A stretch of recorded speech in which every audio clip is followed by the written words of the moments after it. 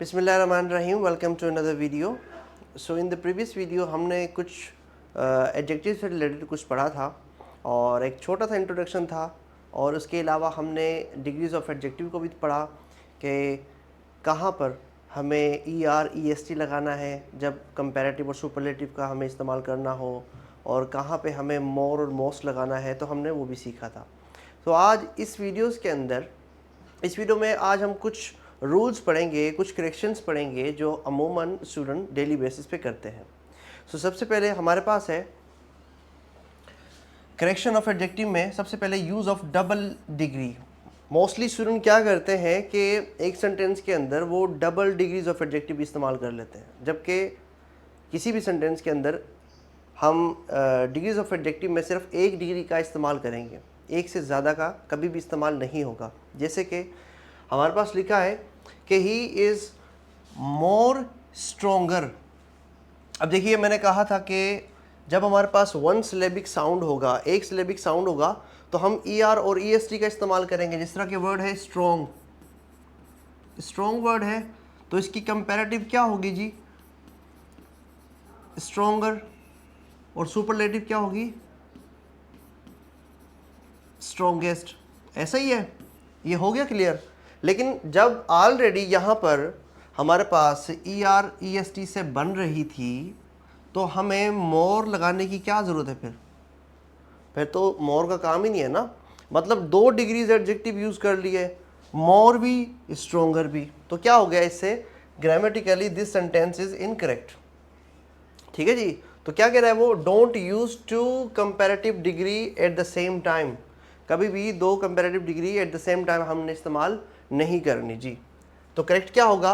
He is stronger than I. ठीक है जी, ही is stronger.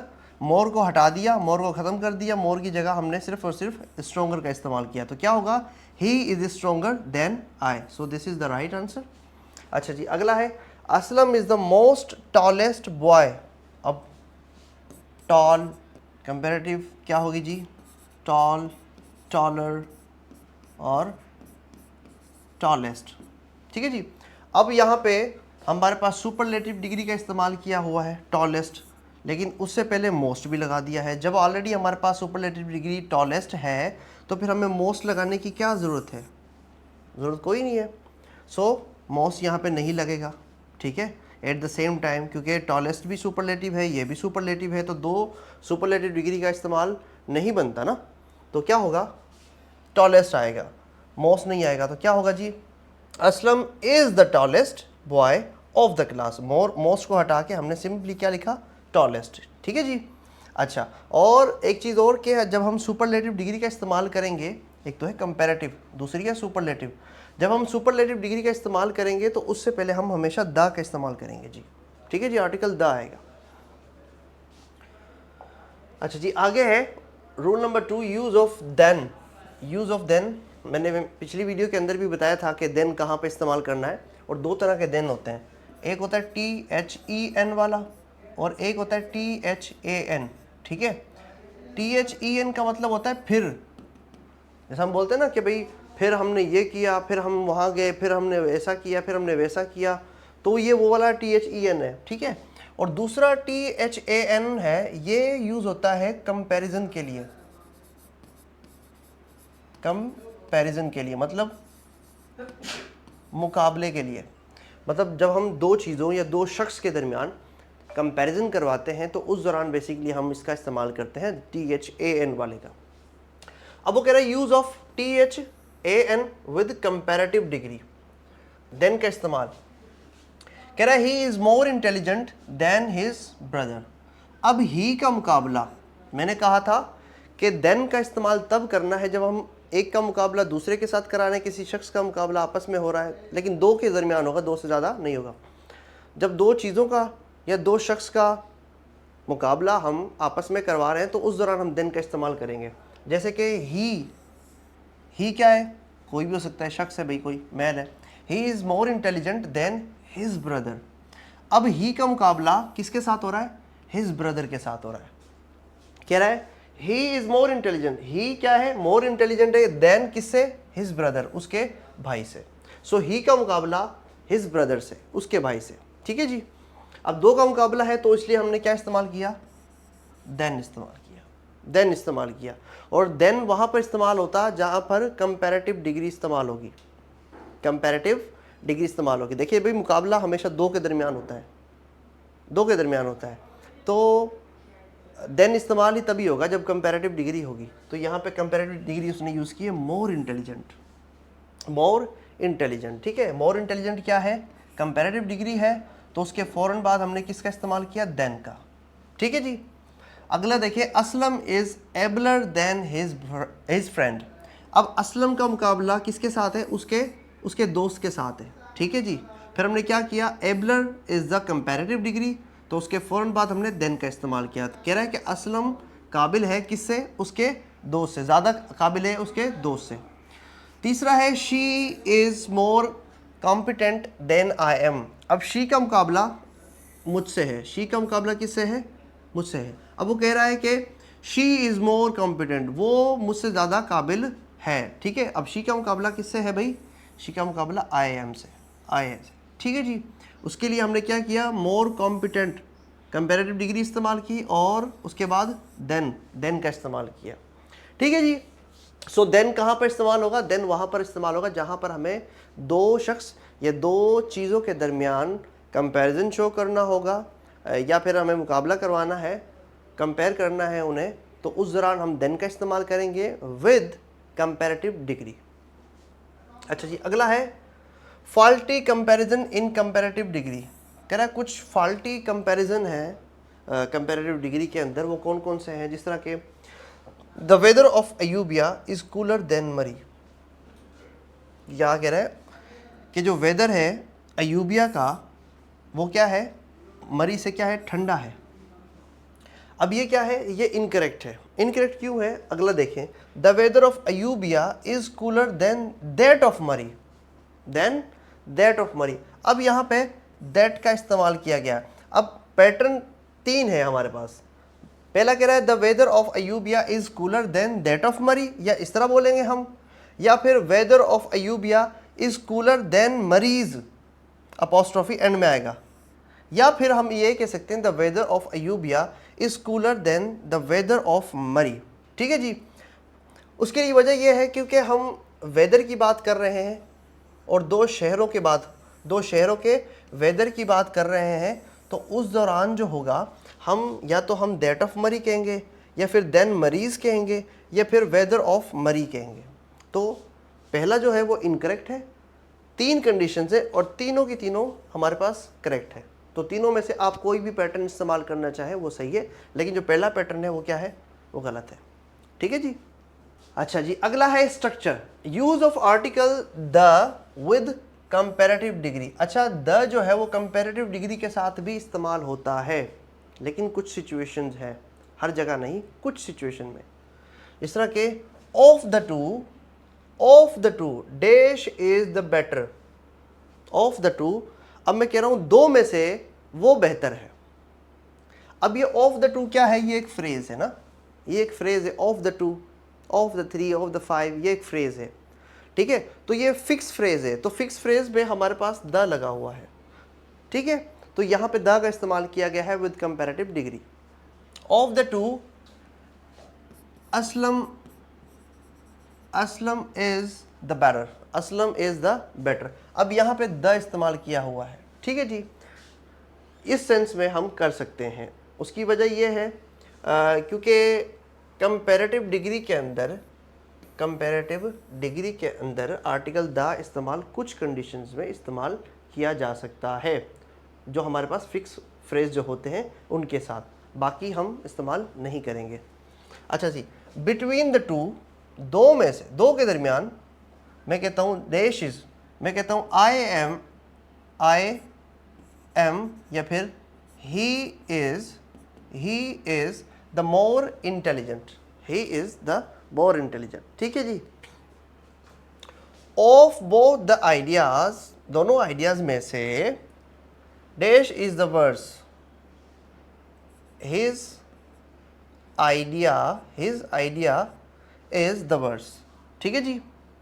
सो ये याद रखिएगा कि कुछ स्ट्रक्चर्स हैं, कुछ फ्रेज हैं जिनके अंदर हम कुछ कंडीशंस में द का इस्तेमाल कर सकते हैं कंपैरेटिव डिग्री के साथ, अदरवाइज हम इस्तेमाल नहीं करेंगे। अच्छा जी, उसके बाद डिग्री रेफरेंसेस में कुछ ऐसे, जिस तरह के मैंने आपको एग्जांपल दी थी कि भाई